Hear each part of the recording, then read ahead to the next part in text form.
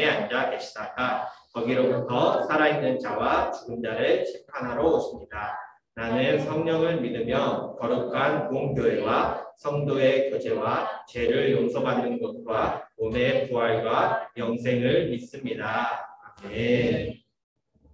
네, 오늘 예배를 위해서 4학년의 박지한 친구가 우리 영상으로 이렇게 같이 기도할 거예요. 이렇게 기도드리겠습니다.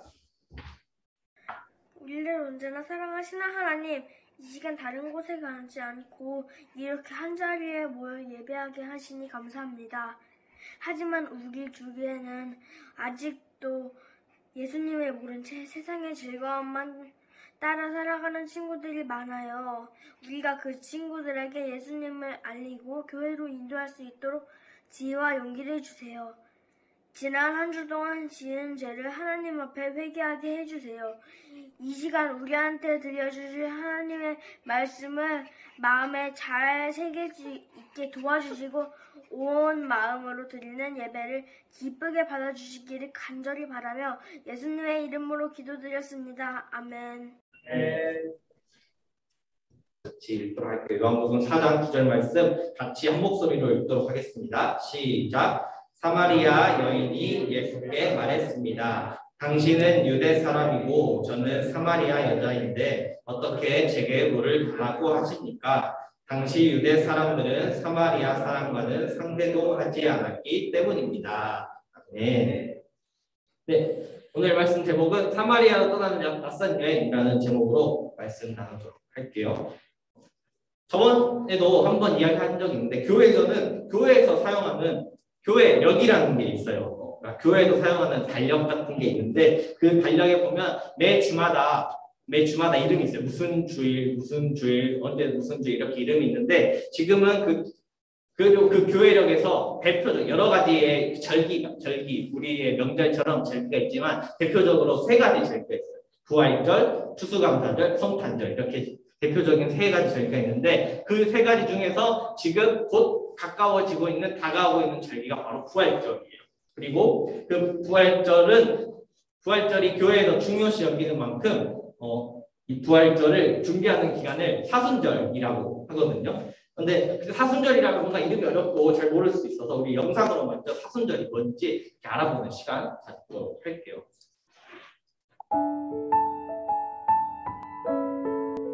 사순절에 대해 살펴보겠습니다.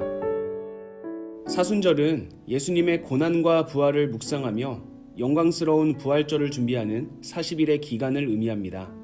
사순절은 부활주일 전날까지 6번의 주일을 제외한 40일의 기간을 말합니다.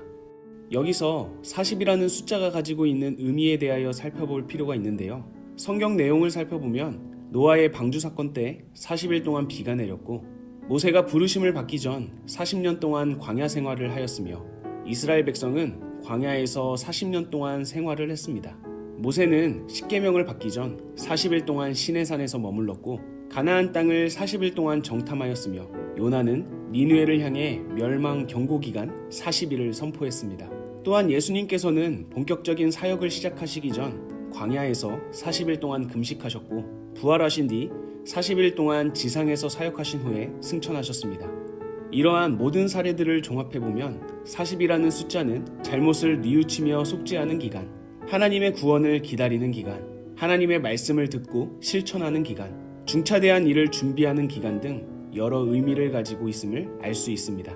이렇듯 40이라는 숫자의 상징성을 고려해 볼 때 사순절은 영광스러운 사건인 부활주일을 준비하며 기다리는 절기이고 예수님의 고난과 죽음을 묵상하며 개인의 잘못을 뉘우치고 속죄하는 시간인 것입니다. 사순절의 시작은 항상 수요일인데요. 그 수요일을 죄의 수요일이라고 부릅니다. 성경 속에서 죄는 회개와 슬픔을 상징합니다. 사람들은 슬픈 일이 있거나 자신의 잘못을 회개할 때 죄를 덮거나 죄를 머리에 뒤집어 쓴다는 표현을 하였습니다. 또한 죄는 인간의 유한함을 나타내기도 합니다. 하나님께서 죄를 지은 아담에게 너는 흙이니 흙으로 돌아갈 것이라고 말씀하셨는데요. 여기서 흙을 나타내는 히브리어 단어 아파르는 재, 티끌, 먼지를 의미합니다. 이것은 인간이 하나님의 피조물이라는 사실을 다시 한번 깨닫게 해줌과 동시에 하나님 없이 살 수 없는 존재임을 나타냅니다. 제 수요일은 죄를 이마에 바르는 것을 통해 우리를 위하여 십자가에 달리신 예수 그리스도의 죽음을 기억하며 나의 죄에 대한 회개와 슬픔을 나타내는 날입니다.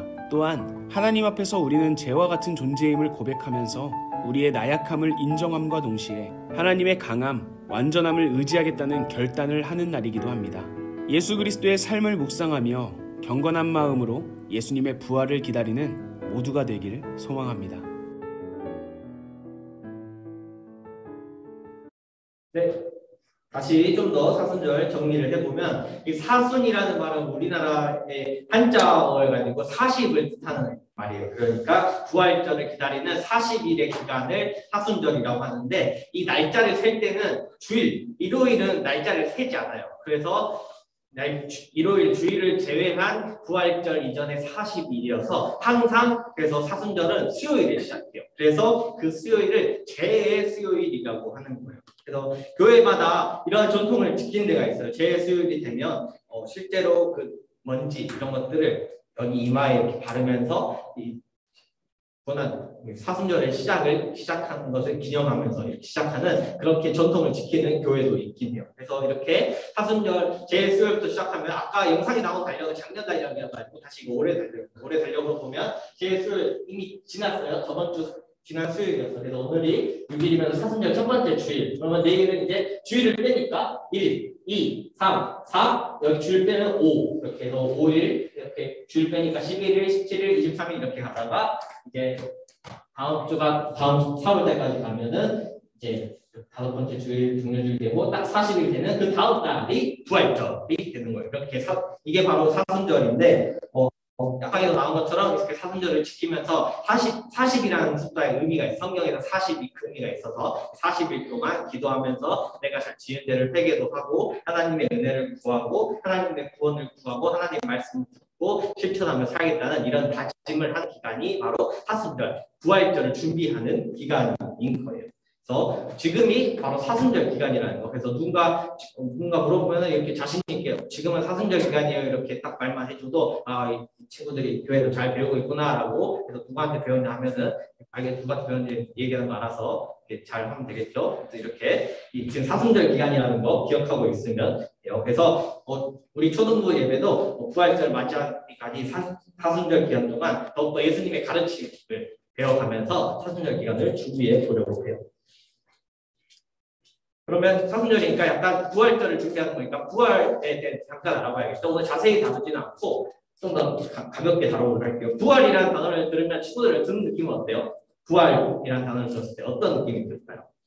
뭔가 친숙하고 친근하고 익숙한 느낌이 드나요? 부활이라는 단어를 들었을 때. 아니죠.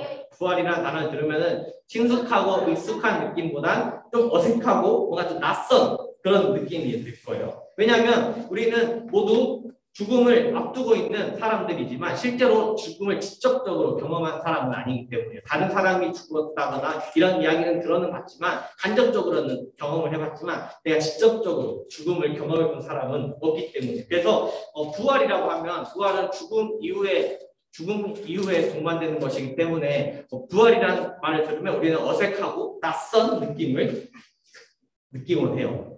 이 낯설다는 것은 우리에게 즐거움이나 그런 것보다는 걱정과 두려움, 뭔가 무서움 이런 감정을 주고는 해요.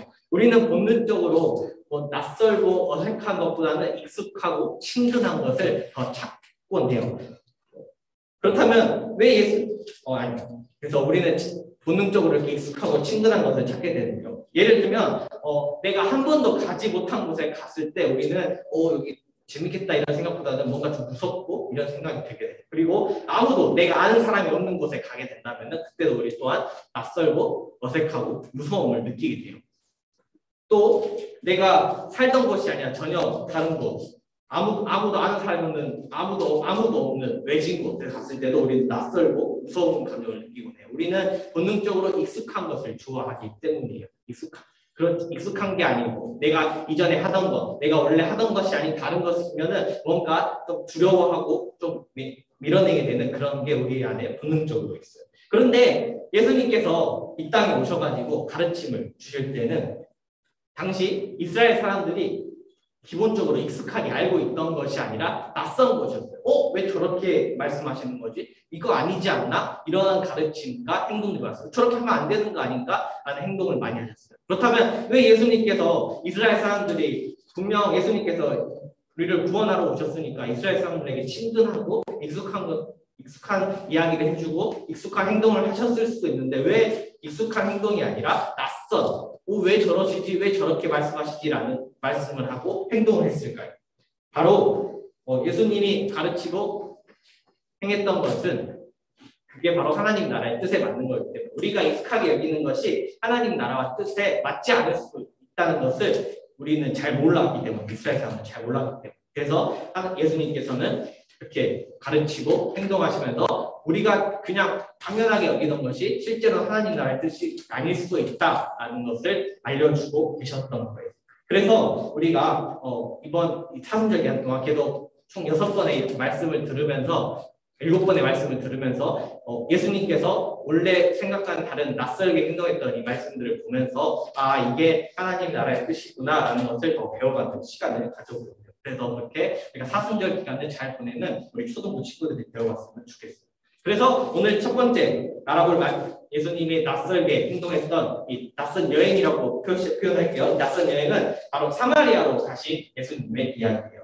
이 말은 사마리아로 간 게 이스라엘 사람들에게 익숙한 것이 아니라 낯선 것이었다는 의미가 돼요. 왜 그 이스라엘 사람들이 사마리아라는 지역에 가는 것이 낯선 것이었는지를 알려면은 좀 더 역사적 배경을 알아봐야 돼요. 전사님이 여러 번 얘기했던 것처럼 예수님이 이 땅에 오셨을 때 이스라엘은 로마의 식민 지배를 받는 상황이었어요. 그런데 이스라엘이 처음부터 힘이 없고 약하고 지배받는 그런 나라가 아니었어요. 몇백 년 전만 해도 이스라엘은 다른 나라들이 두려워하는 엄청난 힘을 가진 저렇게 넓은 영토를 자기들이 다 갖고 있는 주변 나라들이 무서워가지고 이렇게 저희도 잘 봐주십시오 하고 이렇게 하는 그런 나라였어요. 그런데 이렇게 강한 힘이 유지되다가 이제 서로 내부에서 싸우기 시작한 거예요. 그러다가 결국 나라가 분열이 되고 말았어요. 이름이 남유다, 북이스라엘로 이렇게 똑같은 이스라엘에서 이렇게 두 가지로 나눠지게 되었어요. 그런데 이 북이스라엘의 주변에 좀 더 공격을 받을 수 있는 위험한 나라, 강한 나라들이 많았어요. 그래가지고 결국 남유다보다 북이스라엘이 먼저 BC 722년에 멸망을 하게 돼요. 그 후에 이제 더 시간이 지나서 이 남유다도 BC 586년에 멸망을 하게 되었어요. 근데 또 문제가 하나 있었어요. 먼저 북이스라엘 멸망했다 했잖아요. 그 북이스라엘의 지역 중에 하나가 사마리아라는 지역이 있었거든요. 그런데 또 이스라엘은 이러한 규칙 같은 게 있었어요. 하나님의 율법으로 너희는 너희들끼리만 결혼하지 절대로 너희와 같은 나라 이스라엘 사람이 아닌 다른 나라 사람, 외국인, 이방인과는 결혼하지 말라고 하셨거든요. 그런데 아까 얘기했던 것처럼 북이스라엘이 먼저 멸망했다 했잖아요. 그리고 북이스라엘 멸망하고 약 200년 정도 차이 나는 후에 남유다가 멸망을 하게 됐어요. 그 기간 동안 북이스라엘은 이미 점령을 당한 상태였기 때문에 자신들이 원해서 하는 결혼이 아니라 강제로 하는 결혼이 많았어요. 어디 포로로 끌려가고 막 그랬기 때문에 자신들이 선택할 수 있는 상황이 아니었어요. 그래서 북이스라엘 사람, 특히 그 사마리아 지역에 살고 있는 그 사람들은 자신들이 의도하지 않게 혼혈이 되고 만 거예요. 이스라엘 사람과 다른 나라 사람들과 결혼하게 되면서 이게 이제 혼혈이 되는 상태가 된 거예요. 그런데 아까 얘기했던 것처럼 하나님께서 율법으로 너희는 다른 나라 사람과 결혼하지 마라 이렇게 얘기했거든요. 그래서 이 남유다 쪽에 살았던 사람들이 이 북이스라엘, 특히 사마리아 지역에 사는 사람들에게 너네 혼혈했잖아. 너네 다른 나라 사람들 결혼했잖아. 그러니까 너네 더 이상 하나님의 백성이 아니야 라고 하면서 이제 배척하기 시작했던 거예요. 사마리아 사람들이 일부러 그런 게 아닌데 자기들이 전쟁에서 져가지고 점령당해가지고 어쩔 수 없는 상황이었는데 그거를 알고 있음에도 불구하고 남녀 사람들 그래도 지켰어야지 하면서 너네 이제 더 이상 하나님의 백성이 아니야. 너네 사마리아 사람들은 더 이상 하나님의 복을 받을 수 없어 라고 이야기를 손가락질 받고 배쳐나가기 시작했어요. 그리고 그들과 이야기하지도 않고 교류하지도 않고 그 지역에 발도 디디려고 하지 않는 거예요. 왜냐하면 거기로 가면 자기도 하나님의 백성이 아닐 것 같다고 남유다 사람들이 생각했던 거예요. 그러한 배경이 예수님이 오셨을 때 있어요. 사마리아 지역, 사마리아 지역은 가서도 안 되고 사마리아 사람은 이야기로 해서도 안 된다. 밥도 같이 먹어도 안 된다라는 게 남유다 이스라엘 사람들의 기본적인 생각이었어요. 그런데 어느 날 예수님께서 제자들에게 갈릴리라는 곳에 가야겠다고 말씀을 하신 거예요. 그래서 예수님이 가자니까 가야겠다고 생각하고 있었는데 일반적으로 이 지도를 보면 조금 작아서 안 보일 수 있는데 여기 이쪽에 있었어요. 예수님이. 보통 이제 갈릴리한 지역이 위이기 때문에 사마리아라는 지역을 안 간다 했잖아요. 그래서 원래 이 예루살렘 유대 지역에서 갈릴리로 가려면은 바로 빨리 가려면 가로질러 가면 되겠죠. 하지만 사마리아 지역을 가지 않아야 되기 때문에 이 베레아라는 지역을 통해서 이렇게 멀어도 돌아서 가는 게 일반적이었어요. 그런데 예수님께서 갈릴리 지역으로 갈 거다. 네, 알겠습니다. 사마리아를 통해서 갈 거다. 이렇게 얘기를 하신 거예요. 그러니까 깜짝 놀란 거예요. 아니, 왜 사마리아 거기를 왜 갑니까 도대체? 왜 굳이 이렇게 돌아가면 되는데 왜 굳이 저 땅, 사마리아 땅을 간다는 겁니까? 라고 하면서 제자들이 깜짝 놀랐던 거예요. 그런데 그럼에도 예수님께서 완고하게 아니, 사마리아 들려서 가야 돼. 돌아갈 수 없어. 사마리아 들려서 갈 거야. 라고 얘기해가지고 어쩔 수 없이 예수님과 제자들은 예수님의 말을 따라서 사마리아 지역을 가게 되었어요. 그리고 그렇게 사마리아 지역에 도착하고 나서 예수님께서 한 우물가에 가셨어요. 그리고 한 여인을 만나게 돼서 한 여인의 물을 달라고 하자 그 사마리아 여인이 놀라게 된 거예요. 그래서 놀라서 한 대답이 오늘 읽었던 요한복음 4장 9절의 말씀입니다. 당신은 유대 사람이고 저는 사마리아 여자인데 왜 제게 물을 달라고 하십니까? 라고 이 사마리아 한 여인이 예수님에게 물었던 거예요. 아까 얘기했던 것처럼 유대 사람들은 사마리아 사람 지역에 가지도 않고 설령 간다고 할지라도 대화도 하지 않고 상종도 하지 않는 그런 상황이었는데 예수님께서 자기에게 말을 거는 것뿐만 아니라 심지어 물까지 달라고 하니까 깜짝 놀랐던 거예요. 하지만 예수님은 거기에서 그대로 물만 달라고 하고 끝난 것이 아니라 계속해서 사마리아 여인과 이야기를 했어요. 이런저런 이야기를 하고 물음에 대답도 해주면서 계속 시간을 가지셨어요. 사마리아 지역에 사는 사람들은 이런 한 가지 큰 고민이 있었어요. 아까 얘기했던 것처럼 자기들이 더 이상 하나님의 백성이 아니다라는 소리를 들으면서 분명 자기들도 이스라엘 백성인데 하나님의 백성인데 분명 자기들도 하나님을 예배하고 있는데 이 유대 사람들이 너희는 이제 하나님의 백성이 아니라고 하니까 고민이 많은 거예요. 나도 분명 왜 주일마다 예배 드리고 하나님 생각하면서 찬양도 하고 기도도 하고 있는데 내가 단지 사마리아에 태어났다는 이유만으로 하나님의 백성이 아니라고 하니까 정말 원통하다. 내가 아무리 예배 드려도 소용이 없는 걸까? 내가 사마리아에 태어난 게 잘못일까? 라는 생각을 갖고 있었어요. 그래서 예수님에게 물었어요. 예수님, 내가 이렇게 맨날 예배 드리는데 유대 사람들은 저기 예루살렘 유대에 가서 예배 드리는 게 진짜지 사마리아 지역에서 우리가 예배 드리는 것은 아무 의미가 없다고 합니다. 그게 맞습니까? 이렇게 물었을 때 예수님께서 이렇게 답해 주세요. 하나님은 영이시니 하나님께 예배 드리는 사람은 영과 진리로 예배 드려야 한다. 이 말은 이렇게 어렵게 느껴질 수 있지만 사마리아 여인의 상황에 빗대어서 말하면은 뭐 예루살렘에서 예배를 드리던 유대에서 예배 드리던 너가 사마리아인이어서 사마리아 지역에서 예배 드리던 상관없다. 어디서 예배 드리는 게 중요한 게 아니라 진짜로 하나님을 예배한다는 마음, 너가 진심으로 하나님을 예배하고 있다면 장소, 너가 사마리아 사람이고 아무런 의미가 없다. 너가 영과 진리로 예배 드린다면 하나님께서 예배를 기꺼이 받아주고 있다. 넌 여전히 하나님의 백성이다. 라고 이야기해 주셨던 거예요. 이 낯선 이야기, 이스라엘 남유다 사람들은 생각할 수 없었던, 당연히 그 사마리아 사람들은 상상할 수 없었던, 당연히 우리는 하나님의 백성을 버림받았다고 생각하고 있었는데 그게 아니라 나는 여전히 하나님의 백성이다. 이 소식을 듣고 이 사마리아인은 기뻐가지고 자신의 마을로 뛰어갔어요.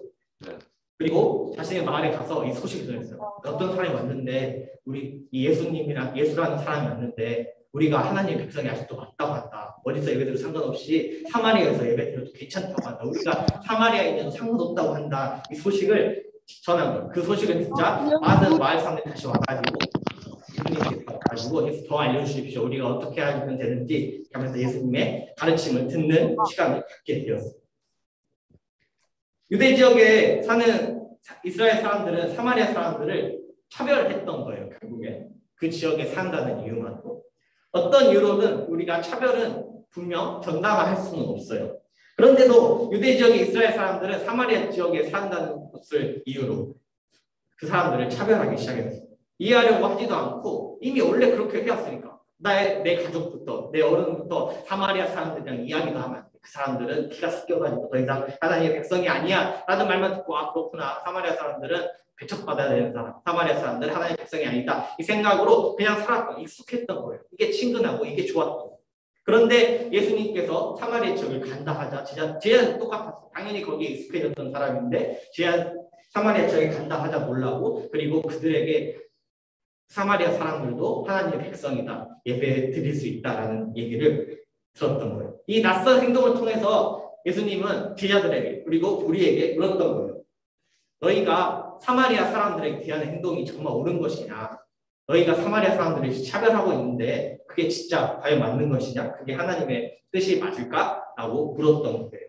그와 동시에 예수님께서는 차별 없이 모두가 하나님을 예배하고 사랑으로 하나가 되는 것이 하나님의 나라라는 것을 알려주시고 예수님이 그것 때문에 오셨다는 것을 보여주셨던 거예요. 그리고 실은 사마리아 여인은 안타깝게도 사마리아라는 지역이 이스라엘 사람들에게 왕따 받는 지역이었는데 그 왕따 받는 지역에서 사마리아 여인은 또 왕따 받는 사람이었어요.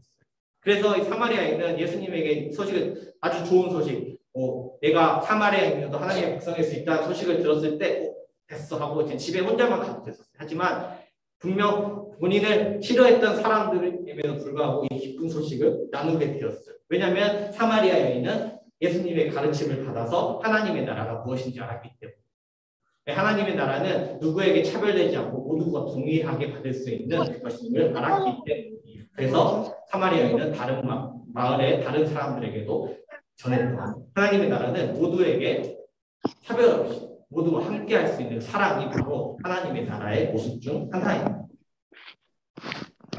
지금 우리가 처음에 얘기했던 것처럼 사순절 기간을 보내고 있어요. 오늘 사순절 첫 번째 주일이고 앞으로도 많은 시간이 남아 있는데 첫 번째 배운 것은 하나님의 나라는 차별이 없이 모두가 함께하는 사랑으로 이루어진다는 거예요. 이것을 우리가 첫 번째 사실 기억하면서 우리가 사순절 기간을 보냈으면 좋겠어요. 그러면서 혹시 내가 너무 당연하다 생각하고 익숙해진 나머지 내가 다른 누군가를 혹시 배척하거나 밀어내거나 이유 없이 미워하거나 차별하는 일이 있었는지 한번 돌아봐 봤으면 좋겠어요. 있었다면은 회개하고 더 이상 내가 이유 없이 내가 익숙하다고 친근하다고 밀어내고 배척하는 것이 아니라 그냥 더 하나님의 마음으로 사랑할 수 있도록 이렇게 기도하는 우리 친구들이 되어봤으면 좋겠어요. 그래서 우리가 낯설고 두렵다 할지라도 낯설고 두려워서 차별하는 자가 되는 것이 아니라 예수님의 가르침을 기억하면서 예수님의 사랑을 생각하면서 사순절 기간을 잘 보내는 우리 초등부 친구들이 되었으면 좋겠습니다. 선생님 기도하고 오늘 말씀 마무리하도록 할게요. 기도하겠습니다. 사랑하는 하나님, 사순절 첫 번째 주일을 맞아 예수님께서 사마리아에 가셨던 말씀에 대해서 오늘 초등부 친구들 함께 말씀을 나눴습니다.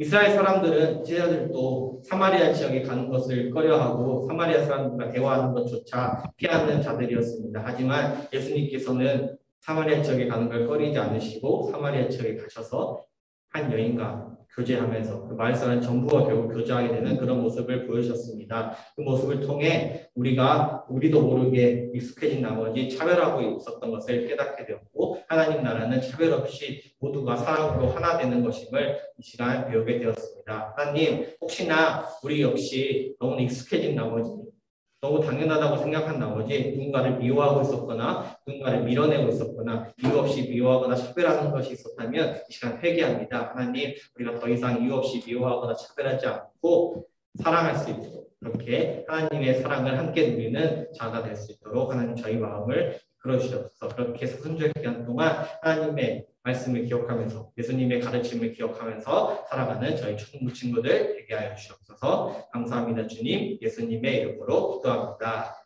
아멘.